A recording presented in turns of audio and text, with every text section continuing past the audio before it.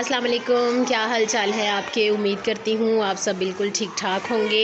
आज मेरे सामने एक मॉडल पड़ा हुआ है जो कि 9th क्लास की दो लड़कियों ने प्रिपेयर किया है। ये बहुत ही ज़बरदस्त सा मॉडल है।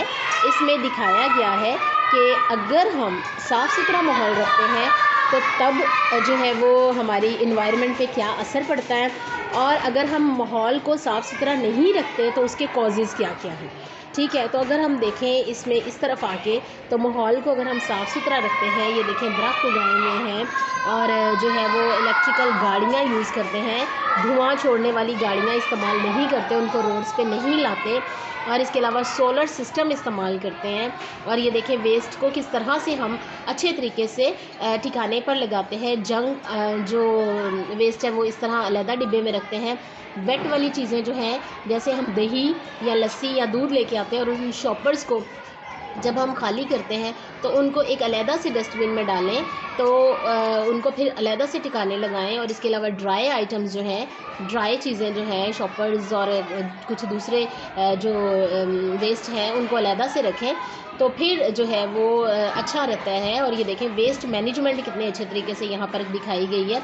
सोलर सिस्टम जो है वो अप्लाई किया गया है यहाँ पर, और इस तरह से माहौल जो है वो ज़्यादा खुशगवार और प्यारा नज़र आता है। दूसरी तरफ अगर हम आते हैं तो ये देखें, अगर हम लोग जो है वो फैक्ट्रीज़ के धुएं को बाहर निकालते हैं तो ये देखें आसमान पर काले बादल जो है वो बन जाते हैं, डस्ट वाले और स्मोक वाले बादल बन जाते हैं जो कि स्मोक फैलाने का बाइस बनते हैं। इसके अलावा यहाँ देखें, अगर साफ़ सुथरे माहौल में देखें तो बादल और आसमान कितना क्लियर और साफ़ सुथरा है।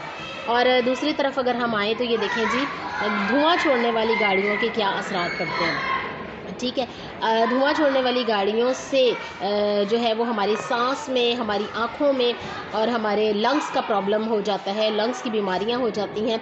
और दरख्तों को अगर हम बुरी तरह से काटते हैं तो जंगलात में आग लगा देते हैं, तो फिर क्या होता है कि उससे भी स्मोक जो है वो पैदा होना शुरू हो जाता है। और जो हमारे यहाँ नवंबर और उससे पहले और इसी तरह से कुछ और महीनों में स्मोक की कंडीशन हो जाती है, और लाहौर जो है वो तो फर्स्ट नंबर पर आता है हमेशा स्मोक में।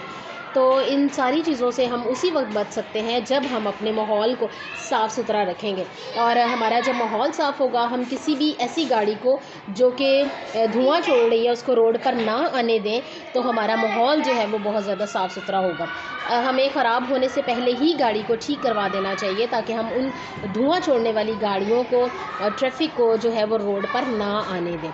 अब ये देखें यहाँ का माहौल कितना साफ़ सुथरा है और इस तरह के माहौल में कितना ज़्यादा फ़र्क है। तो हम इस चीज़ को इस मॉडल के ज़रिए एनालिसिस करें तो देखें तो हमारा माहौल जो है वो हमें किस हद तक खूबसूरत नज़र आ रहा है जो साफ़ सुथरा है।